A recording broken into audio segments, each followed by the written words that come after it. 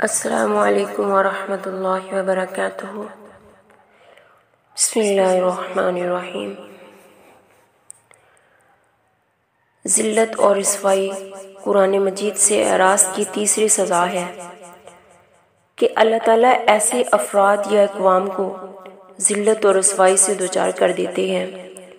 ارشاد نبوی ہے، اس کتاب کے ذریعے اللہ تعالیٰ بعض لوگوں کو عروج عطا فرماتے ہیں اور بعض لوگوں کو ذلیل اور رسوا کر دیتے ہیں۔ حدیث شریف کا مفہوم بالکل واضح ہے۔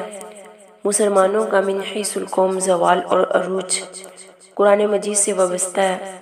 مسلمانوں نے جب بھی قرآن مجید پر عمل کیا تو انہیں عروج حاصل ہوا، اور جب قرآن مجید پر عمل کرنا ترک کیا تو ذلیل اور رسوا ہوئے۔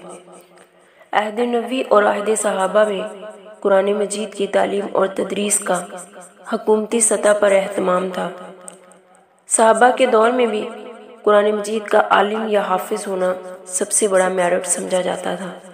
حضرت عمر رضی اللہ عنہ کی مجلس شورا کے سارے ارکان یا تو حافظ قرآن تھے یا عالم قرآن، جو تمام امور مملکت قرآن مجید کی تعلیمات کے مطابق چلاتے تھے، جس کا نتیجہ یہ تھا کہ عالمی مسلمانوں کی عصمت کا ڈنکا بجتا تھا۔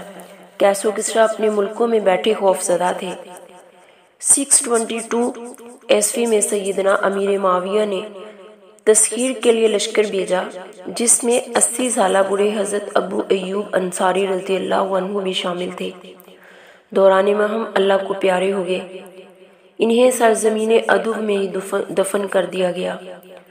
کیسر روم کو خبر ملی تو اس نے اعلان کیا کہ اسلامی لشکر کی واپسی کے بعد میں میت کی ہڈیاں قبر سے نکال کر باہر پھینک دوں گا۔ کیسر کے اس گستاخانہ اعلان پر امیر لشکر نے جواب دیا، اگر تم نے ایسا کیا تو اللہ کی قسم یاد رکھ، مسلمانوں کے وسیع و عریض سلطنت میں جتنے بھی گرجے ہیں ان سب کو ختم کر دیا جائے گا، سارے عیسائیوں کی قبروں کو اکھاڑ پھینکا جائے گا۔ کیسر نے جب یہ جواب سنا تو فوراً پیغام بھیجا، میں تو محض تمہاری دینی غیرت اور حمیت کا امتحان لے رہا تھا۔ کنواری مریم کی قسم، ہم تمہارے نبی کے صحابی کی قبر کا احترام اور حفاظت کریں گے۔ عہد صحابہ کے بعد جیسے جیسے مسلمانوں کا قرآن مجید سے اعراض بڑھتا گیا، ویسے ویسے ان کی ذلت اور رسوائی میں اضافہ ہوتا چلا گیا۔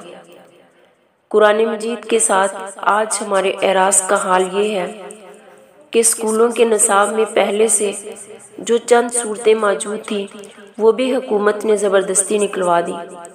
عقیدہ توحید، عقیدہ ختم نبوت، جہاد، حجاب، شرعی حدود اور خاندانی نظام سے متعلق قرآن مجید کی آیات سے حکومت سخت پریشان ہے کہ کیسے ان سے معاذ اللہ جان چھڑائی جائے۔ حکومت کے کنٹرول میں موجود سرائے ابلاغ کو فحاشی بے حیائی پھیلانے کے لیے تو دن رات کے 24 گھنٹے میسر ہیں، اگر نہیں تو قرآن مجید کی چند آیات کی تلاوت کرنے کا وقت میسر نہیں۔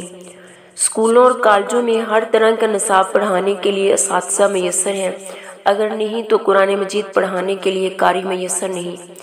عوامی سطح پر قرآن مجید سے اعراض کا یہ حال ہے کہ گھروں اور دکانوں سے، کھیتوں کھلیانوں سے، تفریح گاہوں، پارکوں سے، ویگنوں بسوں سے ہر وقت غلیظ، گندے اور لچر گانوں کی بے ہنگم آوازیں تو ہر وقت سنی جا سکتی ہیں، لیکن قرآن مجید کی تلاوت کی آواز کہیں سے سنائی نہیں دیتی۔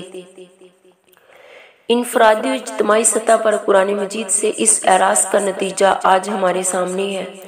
ارض مقدس فلسطین، کشمیر، افغانستان، عراق، ہر جگہ مسلمانوں کا قتل عام ہو رہا ہے، لیکن افسوس کسی مسلمان حکمران کو اس پر احتجاج کرنے یا اس کی مذمت کرنے کی جرأت نہیں ہو سکی۔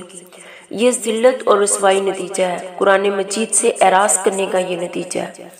قرآن مجید کے ساتھ گہرے تعلق کی وجہ سے کہاں وہ شان و شوکت، عزت اور عظمت کا ایک مسلمان کی میت کا احترام کرنے پر کفار مجبور تھے، اور کہاں قرآن مجید سے اعراض کے نتیجے میں آج یہ ذلت اور رسوائی کے 50 سے زائد اسلامی ممالک اپنی مقدس کتاب کی حفاظت کرنے سے عاجز ہیں۔ یا لیتنی مت قبل ھذا وکنت نسیا منسیا، اے کاش اس سے پہلے میں مر چکا ہوتا اور میرا نام و نشان تک نہ رہتا۔